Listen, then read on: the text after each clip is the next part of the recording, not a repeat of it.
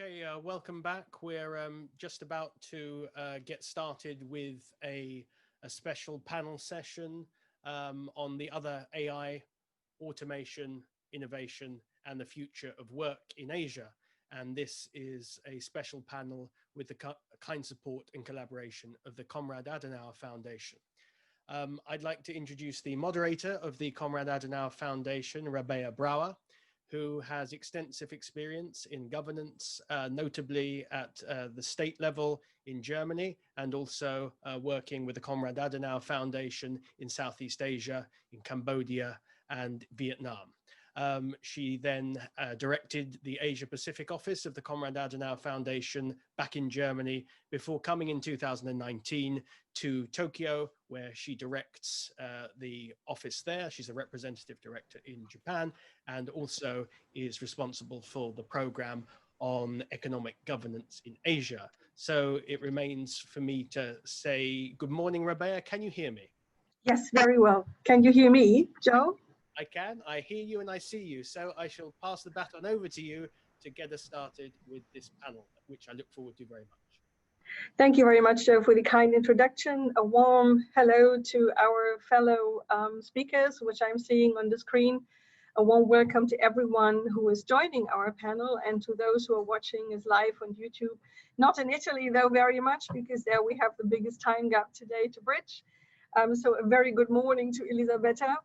I warmly welcome all of you to our special panel session within the AAS conference. It is a particular honor that Joe pulled us on board and we can be part of this prestigious event. And so far it's been going very successful, from a full all-present format to a very digital format. And we here in Japan have been enjoying the sessions that we've been watching so far. So now let's stage our event. We will be talking today about the other AI, automation, innovation, and the future of work in Asia, which is a very, very timely subject, given all the changes that we are witnessing so far. And this roundtable session is presented to you by the Konrad Adenauer Foundation and hosted by me, Rabea Brouwer. So I am chairing this and I will be taking all of your questions that you can put in the chat or send us through other channels. A quick word to our organization, to the Konrad Adenauer Foundation. We proudly have 120 offices worldwide. We are currently implementing around 200 projects. Our headquarters is in Berlin. And more and more we function as a think tank and a consultancy agency.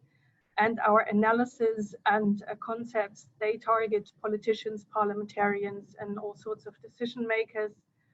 And we do stage some 200 to 2,500 conferences each year, reaching out to 150 people worldwide. And very well known, democracy, rule of law, good governance, human rights, and social market economy are our principles within those conferences. And next to security and foreign policy, we do focus on socio-economic subjects. And this is why we are participating here today. And countries and its populations, they have to deal at great length with changing work patterns, changing qualification demands, and adaptation skills. And jobs will disappear, even though Elisabetta will discuss that today with us. But that fact has already caused some considerate fear of technological unemployment, and the boundaries of what machines can do are further pushed day by day. Machines already replace large amounts of human workforce and are able to perform cognitive tasks that we thought would never be possible in the past. So we are coming closer to Matrix and we're coming closer to Star Wars bit by bit. But kidding aside, our panel today wants to contribute to the necessary debate concerning the future of work. We will look at how technological advances are changing within the economic structures of developing countries. We will look at how those countries are struggling to carve out the necessary resources that it takes to react and benefit from the future of work trends. And two questions we have singled out, we will be discussing in particular. how our automation and other technology advances are changing the economic and social patterns in Asia and in Asian developing countries, and how can governments, industry, and civil society organizations support their citizens with the different backgrounds and skill level to effectively manage those transitions, while we're also taking into account the social considerations. And this is a very important point that we will also make today. I have, thankfully so, 3 panelists for you today for our 1.5-hour session. And all 3 of whom you will be seeing today have done extensive amount of research on how the future of work could look like and what impact it will have on us. And we have Dr. Elisabetta Gentil from Asian Development Bank, usually in the Philippines, now stationed in Italy. And she will talk about how employment responds to the consumption, to trade, to technological advances in developing Asia. We have Dr. Christian Vigeland from the International Labour Organization, ILO. And Christian will discuss with us the policies and the strategies and the plans linked to technological changes, to demographic shifts and climate change in ASEAN countries and their main trading partners. And we have my dear colleague Daniel Schmücking. And Dr. Daniel Schmücking will talk about the impact of digitalization on Cambodia's manufacturing industry and the approaches that policymakers could take in order to attain a most positive outcome for Cambodia. And exactly in that order we will start. I will not take away more time. So thank you once again, and we all look forward to all of your presentations. So Elisabetta, please, the floor is yours. Thank you very much, Rabea. I am going to share my screen and start the presentation. I hope you can see my screen. Yeah, we can see it perfectly. Wonderful.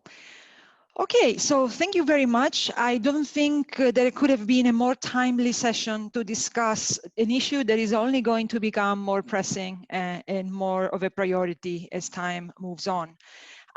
What I will discuss today is research that is freely available to anyone on the Asian Development Bank website. It's the Asian Development Outlook 2018. And then amongst the many working papers that we produced to support this publication, I chose one on global value chains, and I will explain later why. So the first thing that I would like to show is that we are currently in the midst of the 4th Industrial Revolution, and as Rabea was mentioning during her introduction, this has created a lot of anxiety on the labor markets and fears that technology is going to take away jobs. Well, the first thing we do is look at history. If there is a 4th Industrial Revolution, it means that we had a 1st, a 2nd, and a 3rd, right? And the patterns that we have noticed from history is that every single time a new disruptive technology came to the market, it caused initial disruption, but every single time it resulted in increased worker productivity. What that suggests is that the new technology complemented human workers, and altogether they increased productivity. So the question becomes, is this 4th Industrial Revolution different, or is it the same? So if it's the same as what we saw before, the picture that you're looking at is a shoe factory. And what you see human workers surrounded by technology, working side by side with technology. And that's precisely what we have seen historically, that these new technologies have been deployed alongside workers and improved their productivity, increased their productivity. The anxiety comes from the second picture, the idea that this is different, it's different this time, and that these technologies are going to pretty much eliminate the need for human workers. And I do like very much the name of the session today, because it's really, while we tend to think that it's a physical technology, what we have to fear more is algorithms. Algorithms are those that are getting more and more complex, and they are the real threat to human workers. So As Rabea was mentioning before, ADB research found several compelling reasons to remain optimistic about this situation. First and foremost, new technologies only automate some tasks of a job. What that means in general, and the example that I like to cite is the introduction of automated teller machines in banks. When ATMs were implemented, everybody thought this would be the end of the bank teller job. What ended up happening is that the deployment of ATMs freed up time and for bank employees to actually diversify and provide more complex services to customers. And the cost savings from this operation allowed banks to open more and more branches. And so rather than the end of bank tellers as we know them, it just transformed, it changed, it enriched the job of bank teller. A second reason that we found is that technical feasibility of automating a certain task does not mean that it's going to be economically feasible to do so. In certain tasks, it will be a long time before machines can perform equally as well as humans and beat the cost of humans at doing so. Specifically for developing Asia, what we found is that there is a rising income and as such, a rising consumer demand, an emerging new middle class. While we see consumer markets increasingly saturated in developed economies, developing Asia is far away from reaching that point. So we have a lot of households that are buying their first refrigerator, they're buying their first washing machine. So this increase in demand has the potential to compensate for the reduced need for human workers from technology. And finally, what we see from history that every single time a new technology has been introduced, it has always created new industries and new occupations. So the anxiety that we see is simply due to the fact that we cannot predict what new jobs will be created from technology. So the first thing we have to do, I'm sure most of you are already very familiar with this terminology, but in order to discuss this issue, the fact that new technology only replaces tasks and not necessarily entire jobs, it's important to familiarize ourselves with certain expressions that you will hear a lot throughout my presentation. So we break down occupations based on two categories. The first one is whether occupations are routine or non-routine. And you see that on the vertical axis of this box. Routine means, as it says right there, that it's prevailing, predictable physical work involved in the job. Non-routine means that the worker has to respond to specific circumstances and decide which course of action to take. So the examples that we see here is jobs where you have to deal with customer demands or we have to manage other people. The second category that we use to classify occupations is whether they are cognitive or they are manual. And you see that over the horizontal axis. So cognitive occupations, I think it's pretty much already signified by the name. They require a certain level of skills and also reasoning, logical, rational reasoning. Whereas manual occupations, as the word itself suggests, require working with one's hands. So if you look at this box, you will see that historically, the occupations that have been most attacked by technology have been the ones in box number 2, routine manual occupations.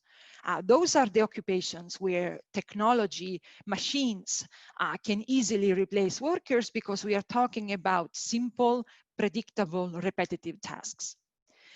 Conversely, the occupations that are that traditionally have been more safer from technology have been the ones in box 4, non-routine cognitive occupations.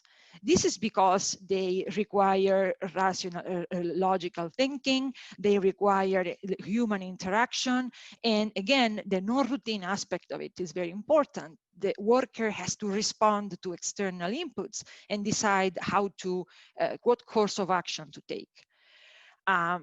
So, of course, with the fourth industrial revolution, certain aspects of non-routine cognitive jobs have also been automatable.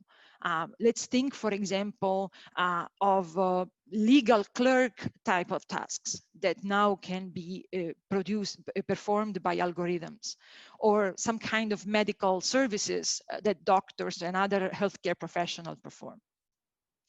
So the non-routine cognitive occupations, which are were traditionally considered safe from automation, are now increasingly part of it. So the first thing we wanted to see was, where are these machines being deployed? So what you see in this graph is that the gray histograms represent what the employment share in total manufacturing of a certain sector is, whereas the green histograms represent the fraction of robot sales. And you see a very interesting pattern emerge, even with this very simple approach. What you see is that the bulk of deployment of industrial robots is happening in industries that were already quite automated to begin with, that already had a lower employment share in total manufacturing. And what are these sectors? I mean, the usual culprits: electrical and electronics, automotive, and metal. And as you can see, as you move to the right, the employment share increases, but the deployment of industrial robots decreases. So this is already telling us something, that it seems to be that certain sectors that were already quite subject to automation are the ones that are continuing to automate, whereas sectors that were traditionally not very automated are still not. Another exercise I did, this is only one graph from an entire working paper, so I'm going to have to condense a lot of information in one slide. We made a very simple split, the total occupations into routine and non-routine. And then we plotted that against the change in robot density.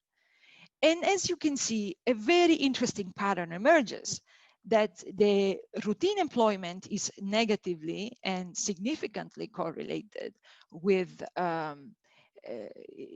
the change in increasing robot density. So as robot density increases, routine employment decreases.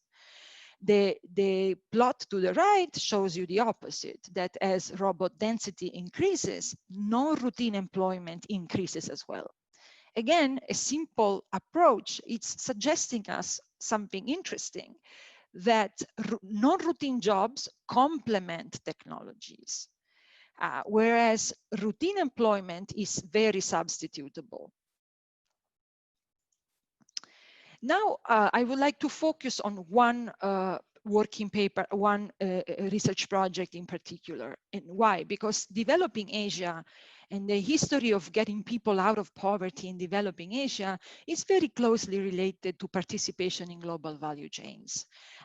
So we thought it was very important to look at how technological advances and introduction of new technologies are going to affect these patterns of employment along global value chains.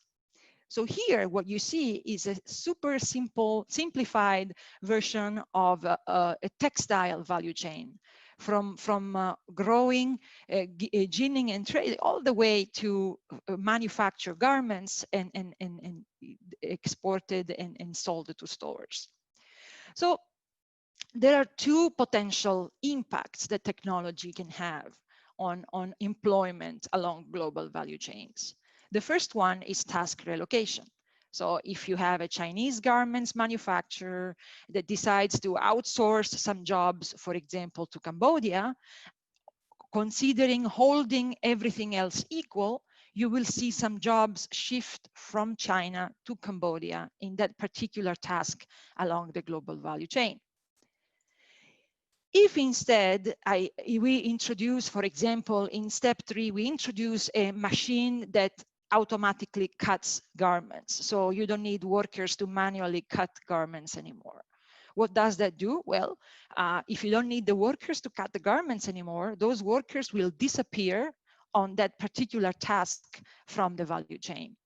Now, where is that this gets complicated is that task relocation and technology within GVCs, they often go hand in hand, in the sense that when a manufacturer wants to relocate production, it's also a very good time to reevaluate the production process and the production technology. Hence, for example, the fear that many developing Asian countries have of a phenomenon called reshoring, where their labor cost advantage is completely eroded by the availability of new technology, which makes manufacturers relocate, brands relocate production close to their customer base. So how do we go about this? Well, we undergo this complex but really insightful accounting exercise. So if you look at that orange circle in the middle, it shows you the total change in employment between 2008 and 2018 in a sample of developing Asian economies that represent 98% of total employment in developing Asia. So we couldn't get them all, but we got pretty close. So you can see that between 2008 and 2018, there were a total of 12 million new jobs created. So what we did, we decomposed these jobs to this change along 3 categories: changes within GVCs, changes between GVCs, and changes in income and demand. So let's begin with changes within GVCs. Changes within GVCs represent anything that alters the production structure and therefore the demand for workers. You can have 3 further decompositions: technology within GVCs and task relocation, which is what I just explained. And then, of course, the country level efficiency. For example, if there is a country that still experiences rolling blackouts, that's going to have an effect on the efficiency of workers. So what do we find if you look at changes in employment within GVCs, holding everything else constant? The technology within GVC by itself would have been associated with a decrease in employment of 46%. There is 74 million jobs lost. The task relocation actually remained pretty much stable. There were 50,000 new jobs from task relocation, but it's really a very small, like it's close to 0 in terms of task relocation. And then country level efficiency, you can see that holding everything constant, improvements in country level efficiency result in 12 million fewer jobs. So this is a very sobering finding, right? That if you hold everything else constant, technology would basically make 74 million jobs disappear between 2008 and 2018. Now, if we move our attention to between GVCs, this is when consumer preferences shift from one type of product to another. So this is, for example, if you think about your lockdown experience, I am pretty sure that your consumption patterns changed. And this is something that would be reflected in as shifts in employment between GVCs. As you can see, holding everything constant, shifts or consumer preferences would have resulted by themselves in 14 million jobs being lost. But finally, and this is the part that I really want you to pay attention to, we have decomposed effects from income and consumer demand between own country and rest of the world demand. And as you can see, own country is basically by itself is able to countervail, to counterbalance the loss in employment coming from the deployment of new technologies. And then demand from the rest of the world is also associated by itself, holding everything else constant, with 7 million new jobs being created. So this shows you that in developing Asia, rising income and demand is a strong driver for employment. And we are far from having saturated consumer markets, especially in certain developing Asian countries. We are a long way to go before that happens. I want to show you the same decomposition, but this time we chose a sample of countries that are particularly, that have a GVC, a global value chain involvement. And as you can see, pretty much across the board, technology within GVCs is associated with a decrease in employment. Task relocation is a bit of a mixed bag, and we know that, you know, all in all, it's pretty much zero. It stays where it was. And then income from the rest of the world and from own country, as you can see, across the board, a very strong driver of employment. Okay, so an important element that I mentioned before is that technology creates new occupations and new industries. And in order to do this, we chose 3 developing Asian economies: Malaysia, the Philippines, and India. We looked at their latest national occupations and then, national classifications of occupations, and compare them with the earlier version. And what we found across the board is new occupations being added to these classifications. And they are all pretty much concentrated into ICT, architecture, and software, and then the medical field. And some of them you can see for all 3 countries, and some of them specifically for India or specifically for Malaysia. So what that suggests to us is that already you can see the birth of new occupations that are being added to the national classifications. And again, we cannot predict what is going to be, because this depends on new technologies being introduced. I'm sure 30 years ago, nobody would know what a cybersecurity expert is and what they even do. And now they are some of the most sought after profiles in the world. Again, as you can see, most of the new occupations are non-routine cognitive occupations. Well, another simple analysis that we made was to analyze annual growth in employment of wage workers, broken down by routine manual and non-routine cognitive. And again, it's pretty clear to see that non-routine cognitive occupations are growing across the board, whereas manual occupations are shrinking across the board. Same story for wages. Wages are very important because in developing Asia, we are all about getting people out of poverty. And we do that by paying living wages. And as you can see, except for Vietnam, which is a special case, you can see that wage growth for non-routine cognitive occupation far outpaced wage growth for manual occupations. And then we asked ourselves the question, well, we cannot predict what kind of occupations are going to be needed in Asia, in developing Asia in 10 years. But what we can do, we can compare the structure of employment in developing Asia to the OECD average to see how would the structure of employment in developing Asia have to change if it were to look similar to the OECD in the next 10 years or so. And as you can see, the light pink bars show you that we would have to have a significant shrinkage in manual occupations, and the blue bars show you that we would have to have a significant growth in non-routine cognitive occupations. Now, the issue is that there is already a talent shortage that is acutely felt in the Asia-Pacific region. As you can see, beginning in 2008, Asia-Pacific became higher than the global average in terms of talent shortage. So this is only going to get worse if no significant policy action is taken. So what we recommend is a 360-degree approach. As you can see, specialized skills, the ones that relate to a specific job or task or skill, are only the tip of the pyramid.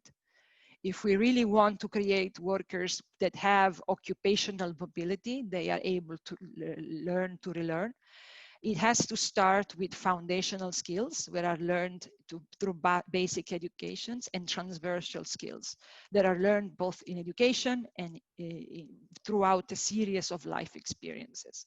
So we cannot just focus on the tip of the iceberg or the tip of the pyramid, because by the time people get to the tip, their ability to learn to relearn has already been decided. There is, you know, it's something that has to be grown and stimulated from the very early childhood.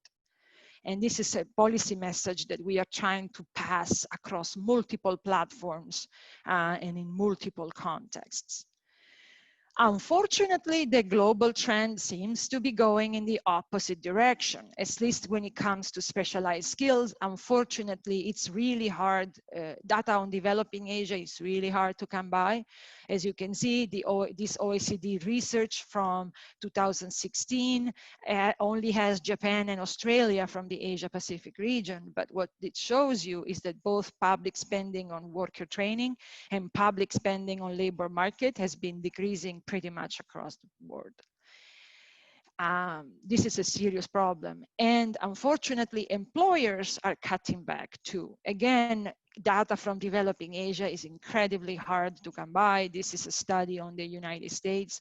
I doubt that developing Asia would be doing much better than that. What tends to happen is that during recessions and crises, the employee training budget is the first one to get slashed, and then it never is brought back to the way it was. So this is a serious crisis that we are facing, especially given the context of the transformation of the labor market that we are facing. So here is what I want to conclude by repeating that it is simplistic at best to say that technology is displacing jobs. Especially for developing Asia, what we are noticing is that productivity gains and strong consumer demands are creating many more jobs than they are being displaced by technology. This doesn't mean that we don't have to do anything about it, because there is not potential for infinite growth from consumer demand. Sooner or later, this avenue for growth will be completely eliminated as well. But the new jobs created requires different skill sets. So both government and business have a pivotal role to play in fostering occupational mobility. I think from everything I said, these are really the two messages that I want to emphasize. And with that, I conclude my presentation, and I hope I didn't go over time. Thank you very much, Elisabetta, for this fantastic presentation. We enjoyed every word of it, and you left us with a round of questions where we scratch our head on, and you gave us a rather optimistic outlook, even though in the later stage in our discussion round, I would like to come back to the skill shift, because I don't see governments and businesses yet hand in hand, and I think that our governments on either side have already defined what kind of different education it will take to really place our youngsters, our next generations for this change. I would like to point out, because I haven't done this before, that you are working on the new studies of what drives innovation in Asia, and we are very, very much looking forward to those findings as well. I would like to go on now to Christian Wiegelhahn. Christian's research focus is on trade, global supply chains, and labor markets within the ELO. And he joins us now from the Bangkok office. Is that right, Christian? Yes, good morning, everyone. Bangkok. So can you hear me? Yours. Yes, we can hear you very well. So please. Okay, great. So let me share the screen with you. Can you see it? Yes. I just go in slideshow mode. Good. Up. Yeah. Okay, great.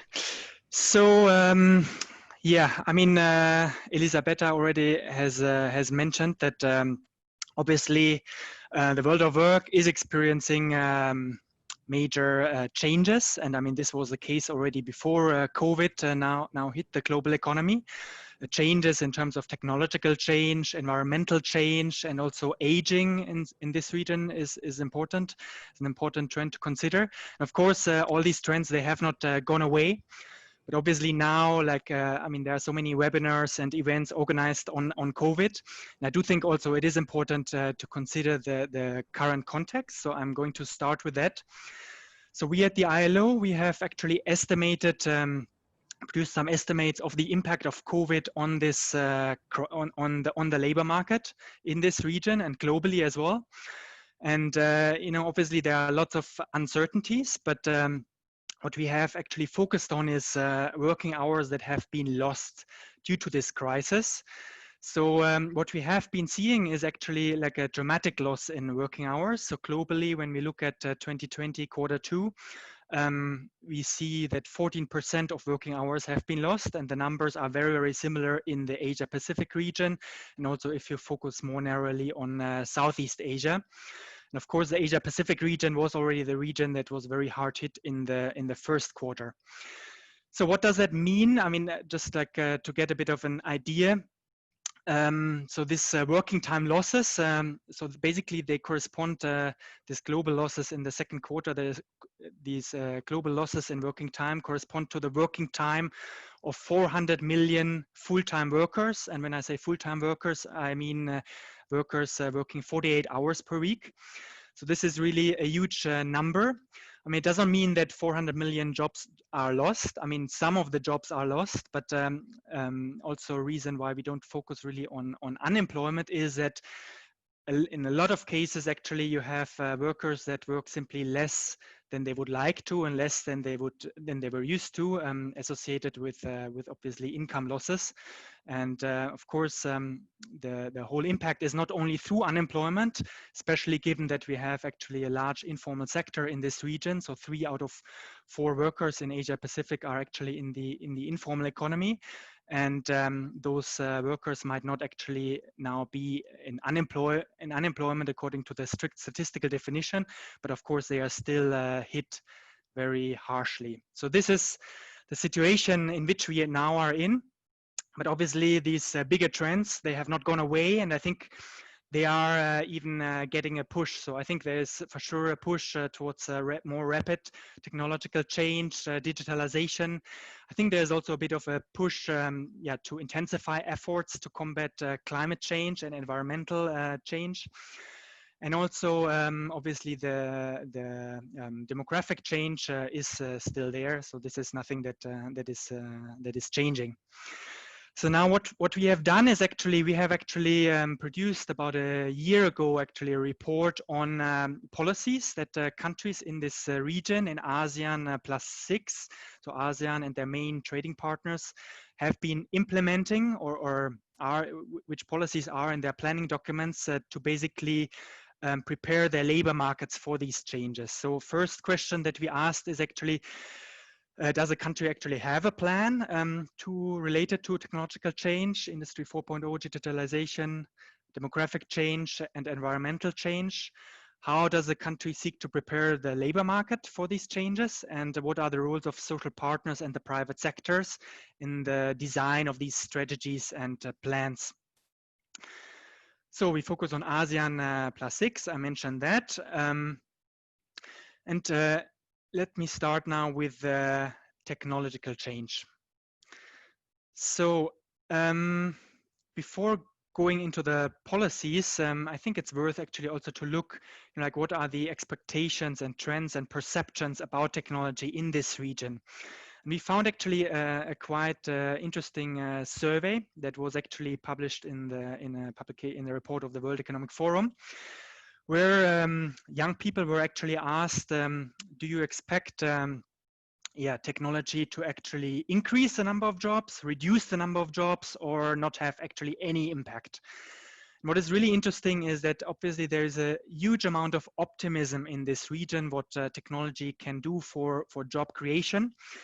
And what is also interesting, if you look at the chart on the right-hand side, that actually those with lower levels of education, so those with no schooling or elementary and secondary schooling, they actually are more optimistic about actually what technology will bring to the labor market than those with the higher levels of education. But still the general, I mean, I think there is a strong sense of optimism. And another evidence or some more evidence for this optimism is when you look at actually news articles that mention terms like artificial intelligence, digitalization, Industry 4.0.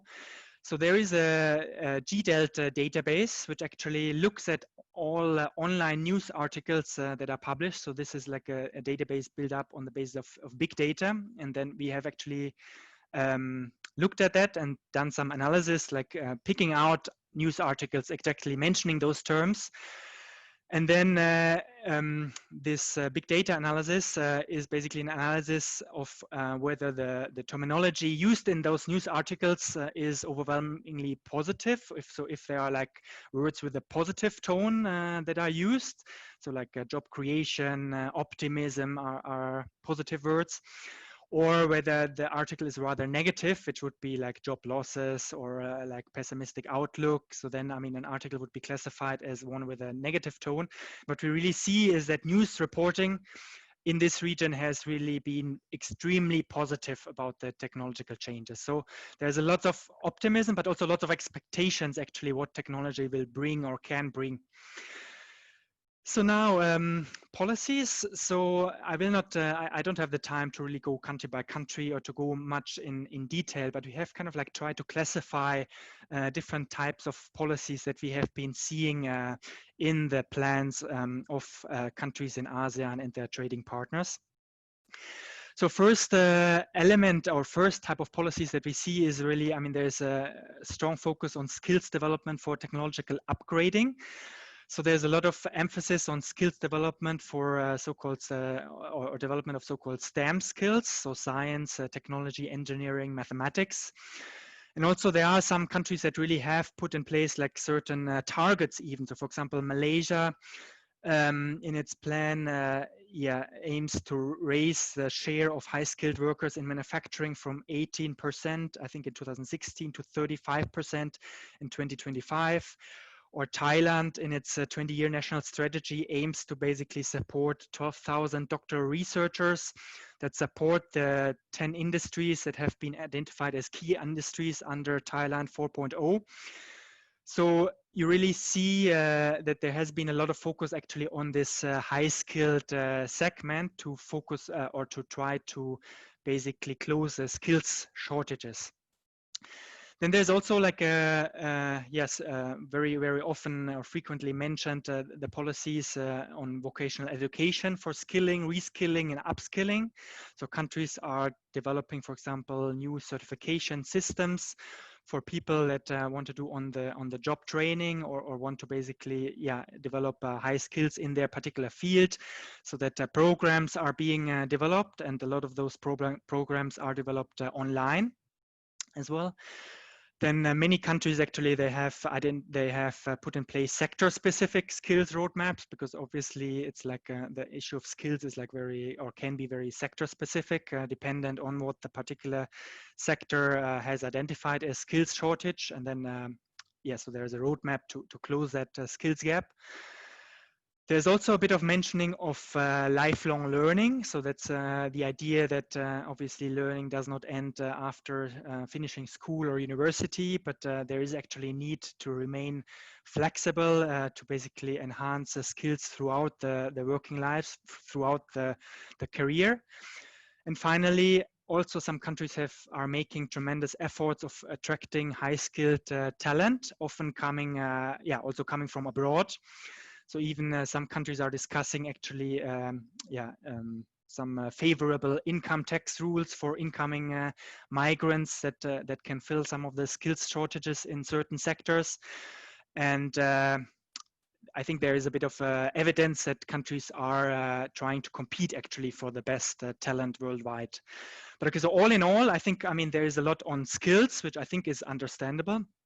But there is a lot of emphasis actually on the high-skilled end of human resources. So now, I mean, Elisabetta has mentioned it as well. I think generally there is perhaps not necessarily a reason to assume that, you know, like in the long term, you know, like we will only be served by robots and there is no work anymore for the humans. But I think it is also a consensus that I think in the short term, technological disruption can create some problems for some workers that simply need to move to a different type of job, move perhaps the sector, apart from obviously the changes of the within the job itself, moving towards more non-routine cognitive tasks. But there is a bit of disruption. But what we have noticed is that countries are not really talking about that a lot. So I mean, there's a bit of mentioning of this in the plan of Cambodia, for example. So they mentioned that the government has to manage the adverse effects caused by the Industrial Revolution that include the changing style of doing business and job losses. But generally, there's little discussion also about, you know, like how to support actually these moves of workers from one to another sector, apart from, of course, mentioning skills development. But I think there is a bit of a tendency to kind of like unrealistically present on what is actually feasible, because I don't really think that out of a cashier in the supermarket, you will be very quickly or easily make a software engineer, or out of a taxi driver, you will be like you will make like a digital content creator or something like this. So I think partially there are a bit of like a very high and perhaps unrealistic expectation of what is feasible. Okay, so this is, let's say, in a nutshell about technological disruption, what countries have been doing. Now, let me focus on aging. And obviously this is also related to technology, because I think technology can provide some solutions as well to the challenges associated with aging. And first of all, what I would like to emphasize is that aging is really an issue in actually all the ASEAN +6 countries that we have been focusing on. So for all these countries, actually, we have been seeing an increase in the median age of the labor force, and we are also expecting actually a further increase of the age, of the median age in the future. So this is a very, very relevant topic here. So how are countries going about preparing their labor market for an aging population? So a lot of countries are focusing on prolonging actually the working lives of elderly. So this is done by increasing the mandatory retirement age. Also in some instances, countries are giving, for example, subsidies especially for elderly people to set up a business. So it's not only through the retirement age that working lives are aiming to be prolonged. Then again, you have lifelong learning, access to training for older workers, or even like some countries are opening up their universities, are promoting older people to actually go to universities, attend university programs, which I think is a quite interesting approach. Then also there's of course, the question of aging raises questions in relation to skills or skills supply in the area of the care sector.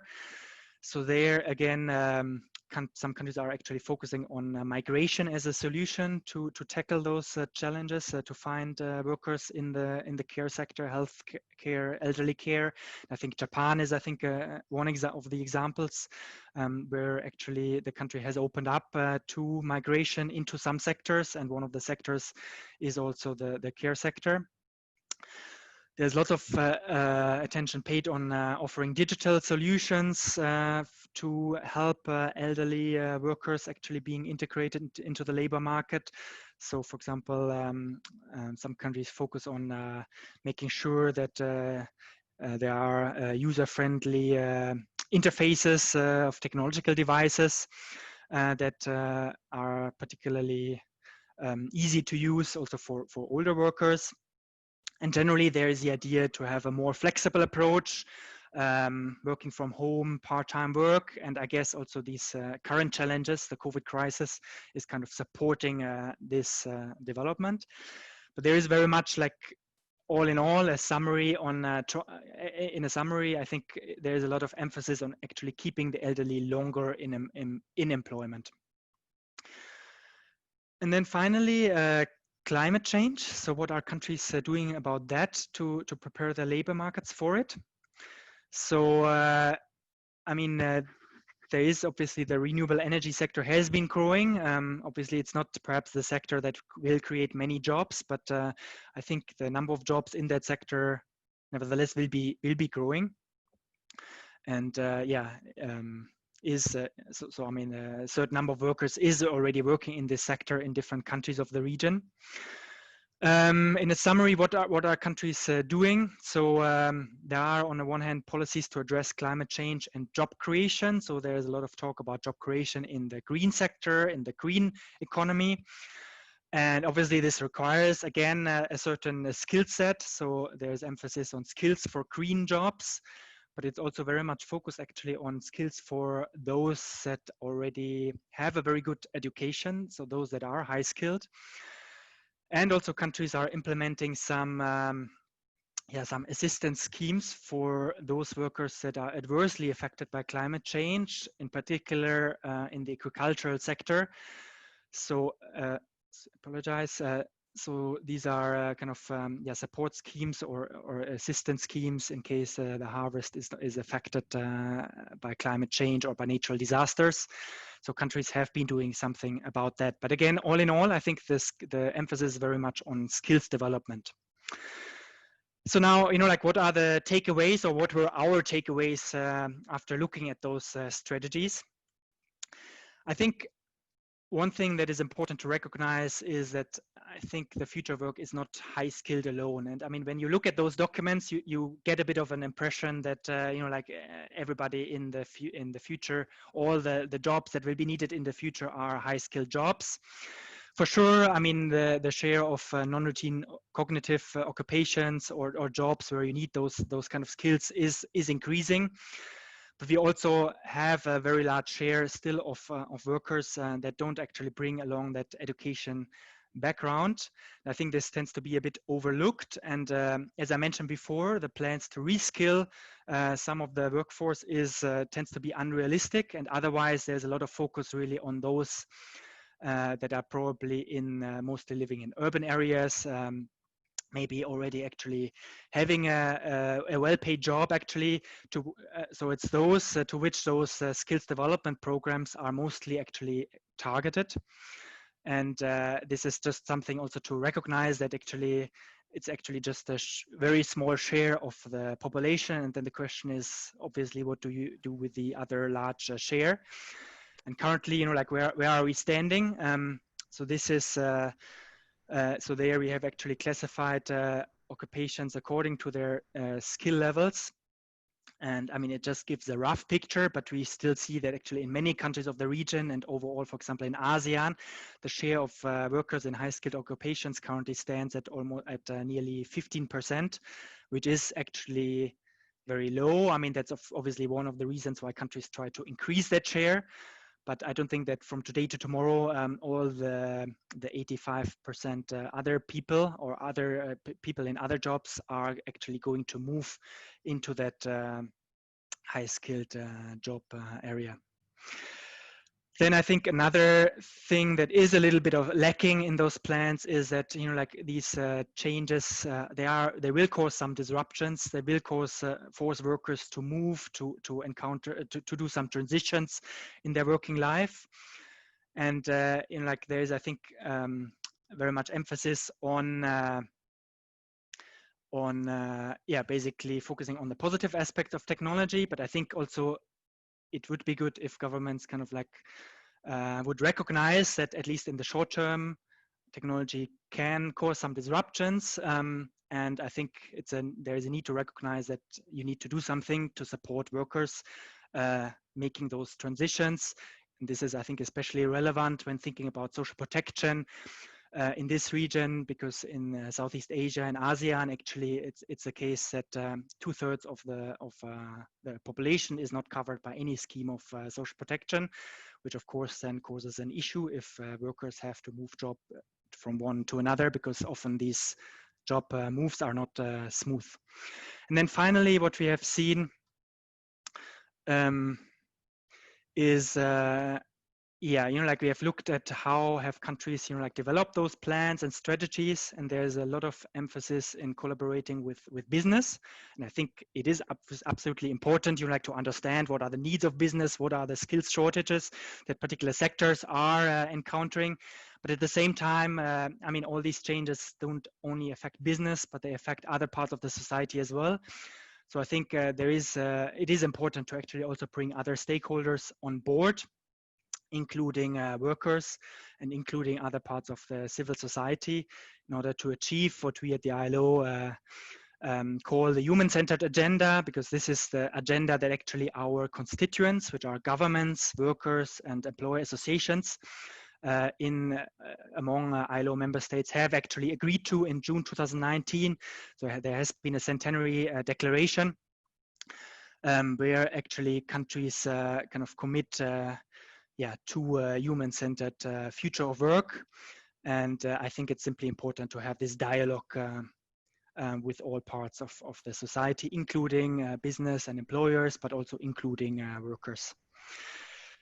So all this you find actually in a report that I mentioned that in the beginning was published around a year ago. And also, if you're interested on the work that ILO has been doing on assessing actually the impact of COVID on the labor market, then you are more than welcome in clicking on those links here. And also, in case of any questions, I mean, obviously there will be a Q&A part after these presentations, but also feel free to contact me. Thank you very much. So thank you very much, Christian, for your very enlightening presentation. I have taken away your call for governments to reach out to stakeholders and to finally start a dialogue. And I think this is not only a dialogue that has to be held within one country, but I think it is across national. And it's time for maybe even the ASEAN to look at that issues and to maybe have a comprehensive, holistic approach to this. I also have taken away your hint to low-skilled laborers, and I think we will see a problem here in the future because we have a number of low-skilled laborers still, and the shifts are too fast to really bring them into new jobs and to adjust education. Okay. So I think we also have to talk at some point about civilization divide between those high-skilled, trained, good educated young generations and those who are simply left behind because they cannot adapt to the changing labor market because the skills are not enough, their own or the secondary skills. You have also pointed out a very interesting collide of development that we, in some countries, industrialized countries, especially in Asia, you pointed out Japan, we have the problem of elderly workers. Nowadays, we read about the retirement age being pushed up to 80, dwindling numbers. And in other countries, down south in Southeast Asia, you have a young generation with less and less prospects to find a decent job. So we have to talk about migration. Okay. Maybe we can discuss that out in the discussion to come. I would like to come now to our third speaker, to Daniel, and before I hand over the mic to him, I like to encourage everyone listening, either in our YouTube stream or in our chat box, in our Zoom rooms, please leave your questions on the chat boxes, either at Zoom or on the YouTube. We will be collecting them. So start sending them now, because we will then hand them straight to our speakers. So Daniel, floor is yours. You have been leading our Cambodia office for quite a while now, and I'm very, very thankful for the study you put on, because you are giving us sort of a laboratory study how the technology changing really impact one single sector in one single country. You have not just been forecast in Cambodia, but also in Mongolia, and you can probably all pull your experiences together that you have made probably quite similar on that subject. So please, the floor is yours, Daniel. Yeah, thank you very much, and good morning from Phnom Penh. I think it's quite a difficult task for me now because a lot of things are already said and I try to not repeat a lot of things.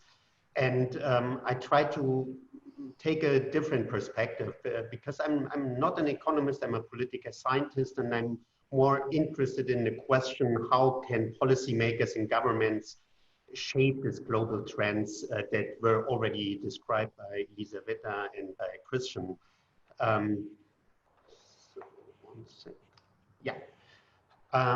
So I will talk a bit about this global industrial developments, but keep it short because this is the part that is already mentioned. Then I will talk about the Cambodian economy and where is the weaknesses. And I think this is similar to a lot of different, to a lot of other countries here in the region, especially with countries that have a big manufacturing sector.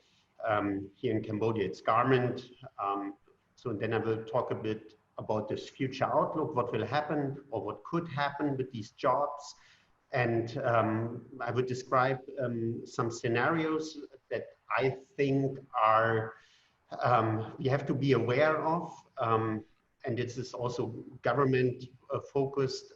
And then at the end, I will discuss a bit what should be done to get the best outcome, especially when it comes to developing countries and in particular Cambodia. I mean, the global industrial developments were already described. We are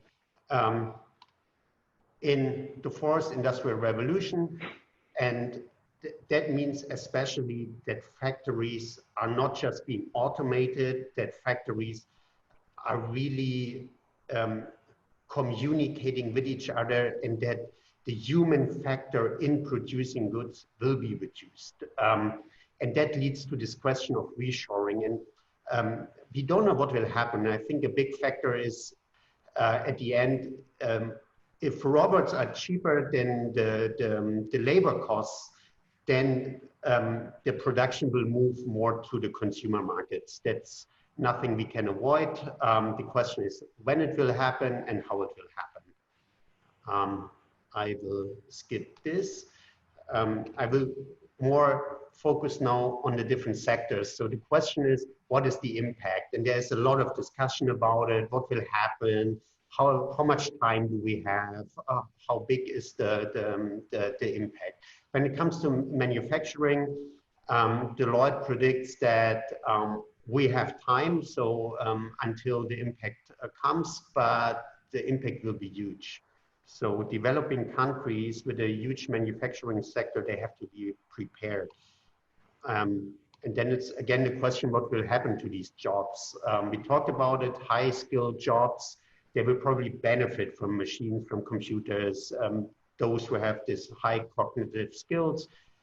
The medium skilled workers, they are more in competition with computers and technology, and this low skill jobs there are at high risk of being automated. And we already see these trends in the garment sector. The companies who produce, they already say that in 2025, 60% of the decisions made when it comes to sourcing will be affected by automation and not so much by labor costs anymore. And that would mean that the factor of low labor costs that brought the garment factor in countries like Cambodia or Myanmar will be affected a lot. And then this question of reshoring to the markets in the US or in Europe will appear. So the Cambodian economy, it's quite a success story. We have seen a rapid development in Cambodia, and not just in manufacturing and in garment. Here you see a picture, it's the capital Phnom Penh in the year 2010, and then 9 years later. And this is symbolic. So we have a rapid development, sometimes not politically proper planned, but it happened. But the question is, what will happen in the future? Because at the moment, a lot of this success was possible because of these low labor costs in the garment industry. And value chains that moved out of China, where the end product was manufactured here in Cambodia. That was also important, or one benefit was that Cambodia had this duty-free access to the European market, to the US market, which is changing at the moment. We talked about, you probably heard about the decision of the European Union to withdraw the EBA, the everything but arms status for Cambodia. So this benefit will go in the future. And then the question is, how can this whole economy react to this? The problem is the Cambodian labor market is, it has a lack of skilled workers. It has a lack of being competitive. It has a lack of automation. And that is a problem. And this reduction in workers, one machine is replacing 20 workers. It's also happening in the garment sector. It's probably slower than in other industries that are already highly automated. Lisa better mention it, like the car industry or something else. But this effect will come, and it's just a question again when robots are cheaper than the existing manufacturing processes. And there is a high dependence in Cambodia on the garment sector. 33% of the GDP, 800,000 workers are there. Let's say the salaries are good in Cambodia, which is good for the workers. But when you compare it to other countries who have a big garment sector like Bangladesh and Myanmar, Cambodia is losing competitiveness because of that. And that is also a risk. I mean, we know that the garment sector can move very, very quick. They produce where they have the lowest costs. And that is a big problem for Cambodia. In general, the Cambodian economy has some advantages. 50% of the population is younger than 25 years. This is on one hand a big opportunity because this is a young workforce. When it's well educated, it can really help to develop the country. But if you don't have the proper jobs for those millions of workers that will enter the labor market, then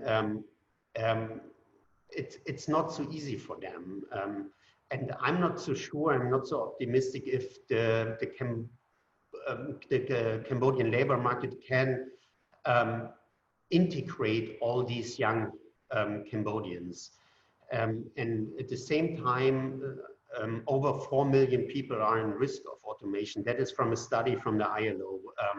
You did a study on the risk of automation in ASEAN, based also on this model of Frey and Osborne. And here, Cambodia doesn't look so good. So what will happen? What are the different scenarios? So you have on the one hand the factor of labor costs, and on the other hand, the level of automation. I would talk about these scenarios a bit more in detail, but in general, at the moment, we have a scenario where we have a low level of automation in Cambodia and low labor costs. Which is the best scenario is when you come to a point where you have these high-skilled workers and they can work with machines, they can be part of this automation, integration, Industry 4.0 process. The other scenarios, when you have high labor costs and low level of automation, the garment sector will just leave, will move to another country. And the scenario 3 is more this transition to get there, to scenario 4. I think it's important for a country like Cambodia to think about this. a lot, when I talk to policymakers here, some people say we have to reshift anyway. Garment is not a future industry. We need to focus on other things. But the point is, those jobs, you cannot replace them overnight. And and I think at the end, you don't have an alternative than to create a working ecosystem around the garment industry. Try to make it competitive, competitive for the future, create high-skilled jobs, create education opportunities, and then other things, other sectors will follow. But it is already here, the garment sector, and I think it's worth to develop.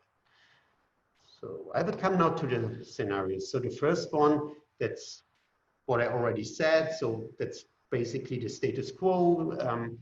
The Cambodian labor market is competitive through cheap labor. At the moment, there is low investment in automation, and the wages are not getting higher. That will means as long as producing with robots is not cheaper than this business model, the sector will stay in Cambodia. And as long as there are no lower salaries somewhere else, the sector will stay in Cambodia. But this is a bit unrealistic because of these global trends we described, and also the contribution to Cambodia's wealth and growth will be limited in this scenario. So I would say you cannot rely on the status quo. You have to develop the sector if you are a decision maker. The other scenario is, because of this rising wages and low investment in automation, the sector is losing its competitiveness. And then also means the garment production caravan is moving to another country. Some small businesses will stay for local consumption, but that would mean that Cambodia will lose a lot of jobs, and there will be very limited contribution to the Cambodian GDP. Third scenario is this transition period to get to the best outcome. So that means while wages are still comparably low, the investment in automation is already high. It's getting high, and you have this movement to a high-skilled, high-technology garment sector. In this scenario, the workers need to be educated. They need to catch up quickly because they have to be able to work with machines. They also have to be able to communicate in English with their bosses.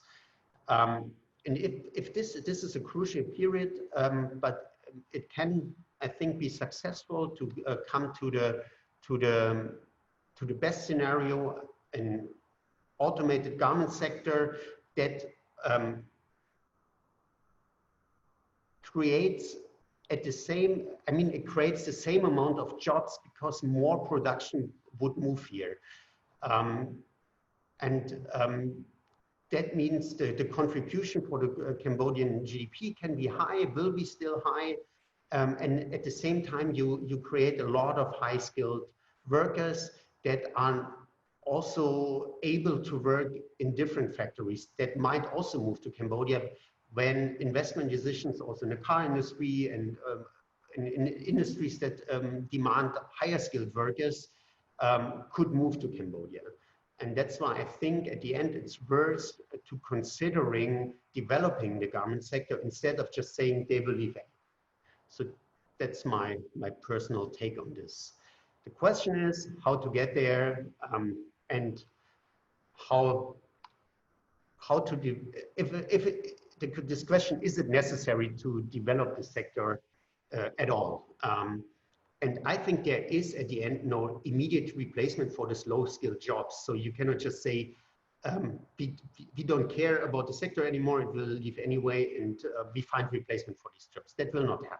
And I think that you will have a lot of spillover effects when you have a high-tech, high-skilled garment sector to other sectors. And at the end, Cambodia still has time to develop the sector because the advantage of cheap labor will also not disappear overnight. So that's why I think it's worthwhile to think about developing this sector. So how to get there? At the end, I would say the big factors for economic development are more or less still the same also in the digital age and all this. So it's education, infrastructure, and infrastructure. And here we need to say that because of this economic success of Cambodia in the last years, there was not enough investment in education, and there was not enough investment in infrastructure. And it is high time to do it now because the risks are too high. And yeah, when it comes to education, I think the universities have to upgrade. There is at the moment basically no vocational training in Cambodia. There are small initiatives in the garment sector from the Garment Manufacturers Association, but there needs to be a lot more done. And I would also say that the universities, they have to shift from just teaching institutions to research institutions. That is what we see here. We have a lot of universities, we have no vocational training, and the universities are taking over more or less the job of the vocational training, but there's no money in research. And that is problematic because universities with a big research focus can also create other businesses, other jobs, creative people, and that will lead to a lot of opportunities. When it comes to infrastructure, yes, roads, rails, ports, airports are still very important. The only thing I would say, not the only thing, but the one crucial thing that changed in the digital age is that you also have to invest in fast, reliable, and affordable internet. And here in Cambodia, the good story is Cambodia already has the cheapest mobile internet prices in the world, but broadband is still not that good and not reliable here. And there needs to be more investment in all these infrastructure. I also think it needs balanced investment, not just China. I think for Cambodia, it's very important to bring also other actors in. Yeah, and another thing that Cambodia will probably do, Cambodia will probably be one of the first countries who have 5G here in the region, because the mobile sector is quite developed here. So other things besides education and infrastructure is the question of energy, reliable, affordable energy. And here also Cambodia has a lot to do. The energy costs of Cambodia are the highest in ASEAN. And there's this strong reliance on neighboring countries for energy imports. Here, Cambodia also needs a lot of investment, especially in renewable energies, and that will make, at the end, Cambodia more competitive. Then the question of value chains, I already touched it. I think it's crucial for Cambodia to bring more parts of the value chain in manufacturing, in the garment sector, in the country.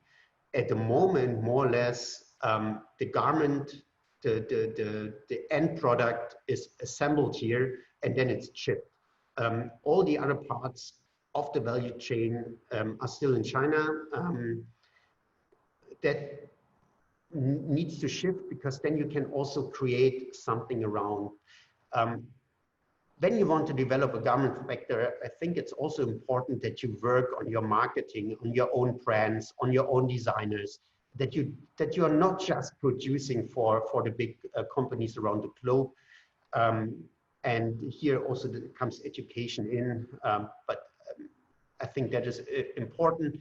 And then the next thing is access to markets. At the moment, Cambodia is highly reliant on just two markets, it's the US and the European Union. At the moment, Cambodia just exports 10% of its products to ASEAN. So this ASEAN economic integration can be a big factor from Cambodia's development. At the same time, we have these risks in this international trade agreements. Cambodia lost parts of the EBA status. At the same time, EU signed a free trade agreement with Vietnam, and the prediction is just because of this EU-Vietnam free trade agreement, Cambodia lost around 350 million in exports, just because Vietnam is now on a level playing field with Cambodia. I think this is also important to acknowledge, and there's a big potential for Cambodia in the ASEAN economic integration. So that's more or less from my side. So my three takeaways are the Cambodian garment sector is in high risk of disappearing, but the sector is so important for Cambodia that the Cambodian government should do everything to keep the sector competitive. I think the digital transformation is a chance to catch up, to leapfrog, but the old hard ingredients for economic success, like education and infrastructure, are still essential. And I think digitalization must be shaped politically to avoid the negative effects of disruption. If you want to read more about Cambodia, you can check our website, or you can scan this QR code here.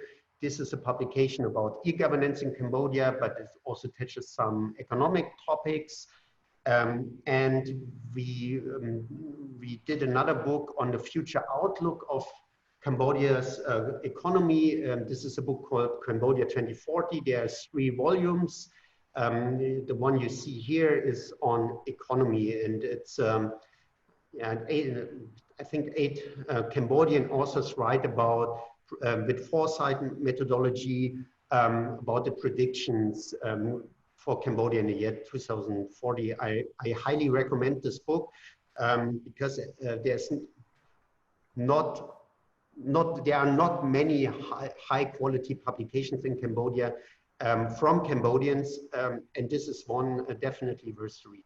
So thank you very much. Thank you very much, Daniel.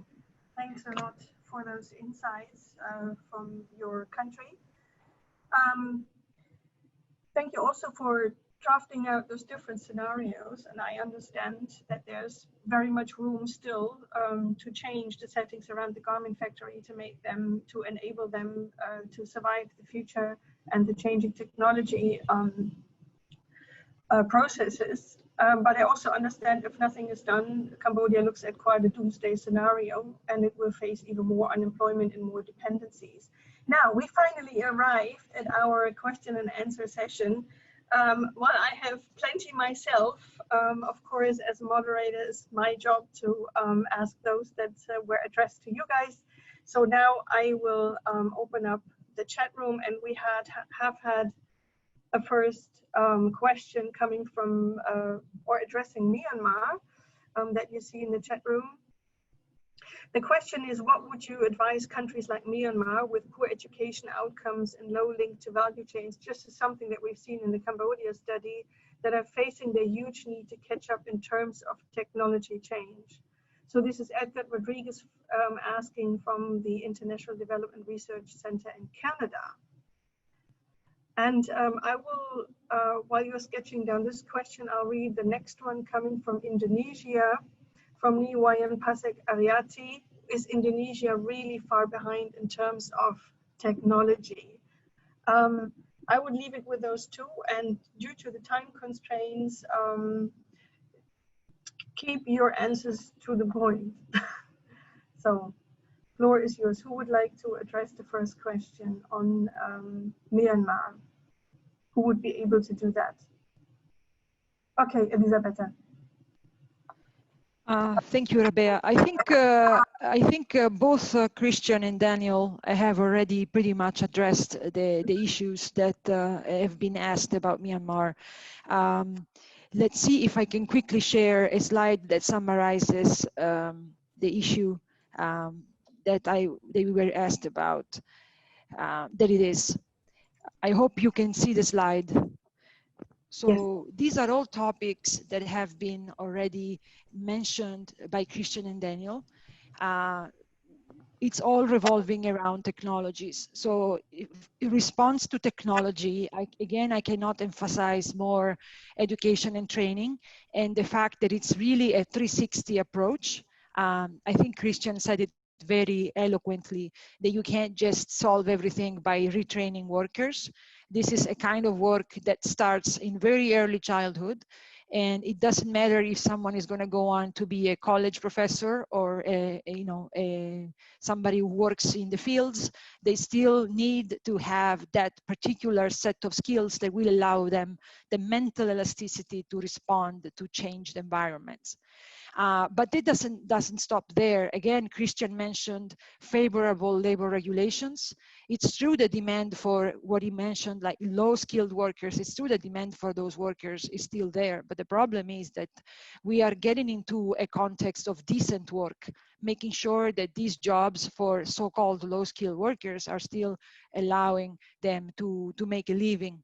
Social protection, making sure that workers if they are in between occupations, they have a safety net and a system to guide them from one occupation to another, and of course taxation. But that doesn't stop there, because you also have policies that leverage technologies to help workers. So technology can be used to facilitate skill development and job matching. Technology can be used to improve provision of public goods and services. So it's not just something that we have to respond to, it's something that we can harness.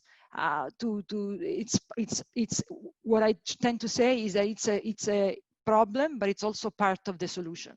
And finally, I think Daniel has emphasized that a lot, is support for technology.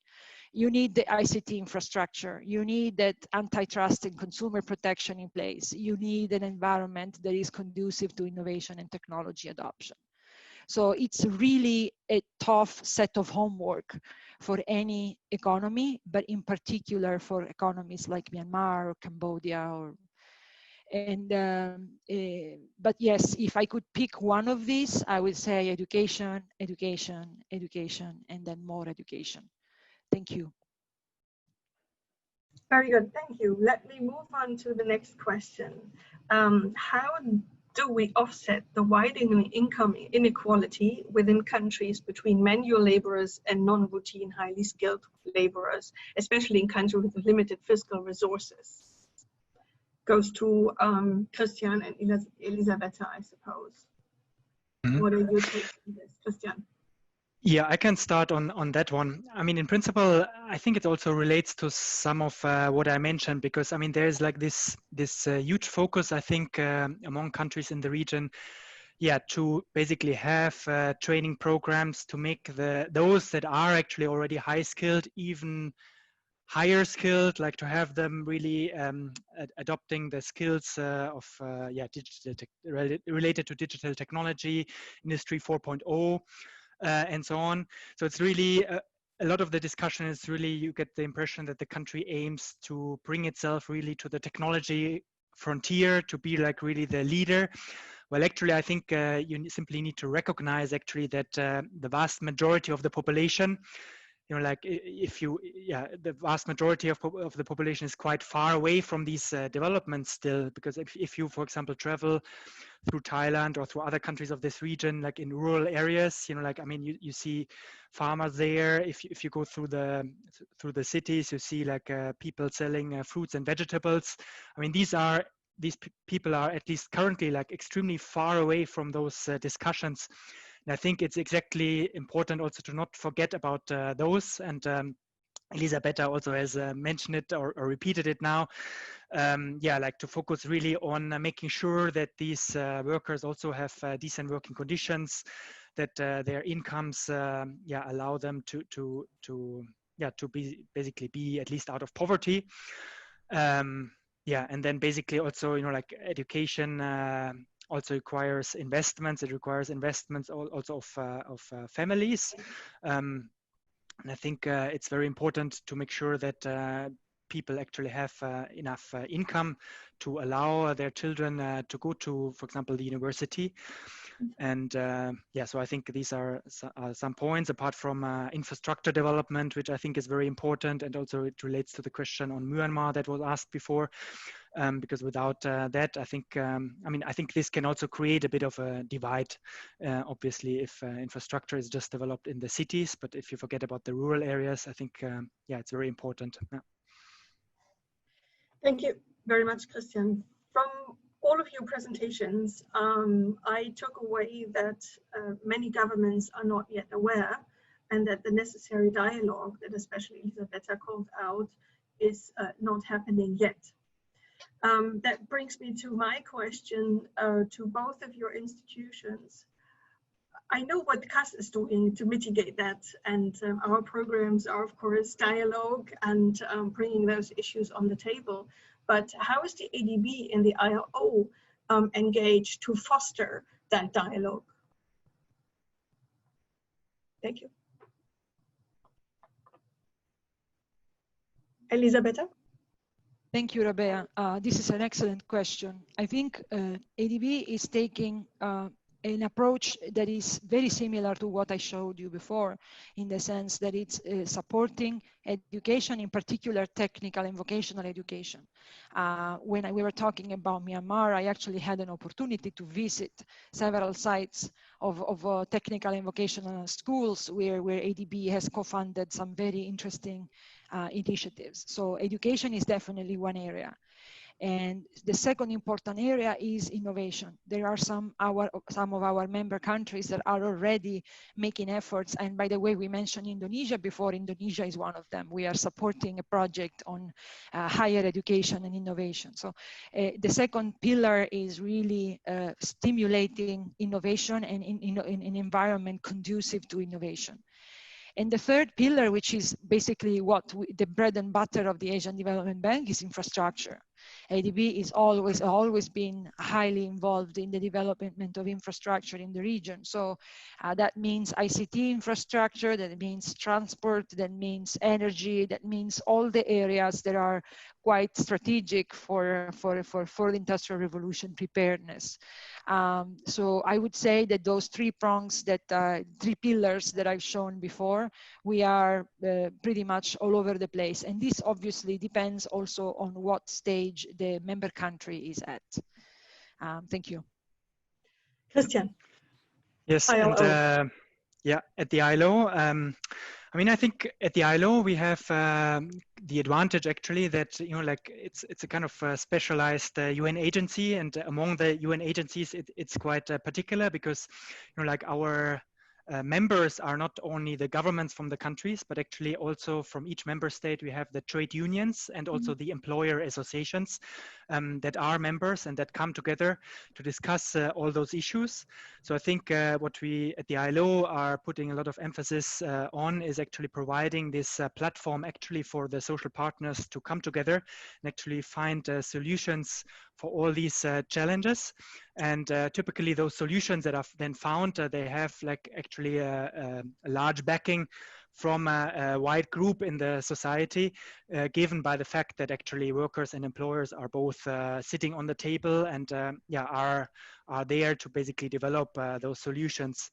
And then, in terms of concrete practical work, of course, we are supporting countries worldwide and also in this region in developing their social protection systems, developing social protection floors. If countries are interested to have a minimum wage, we provide some technical advice on what is perhaps a good way of doing it and what you should avoid. Also on technical vocational education and training, we provide advice, and basically essentially we provide technical support on all issues relating to labor standards and so on. So this is, I think, let's say in a nutshell, in 1 or 2 minutes summary what the ILO is doing. Thank you very much. I'll tend to a question that is in our chat box now. I know we're doing overtime now, so this is the last question here. Are the current human infrastructure enough for this innovation and work cooperation? Who would like to take this question?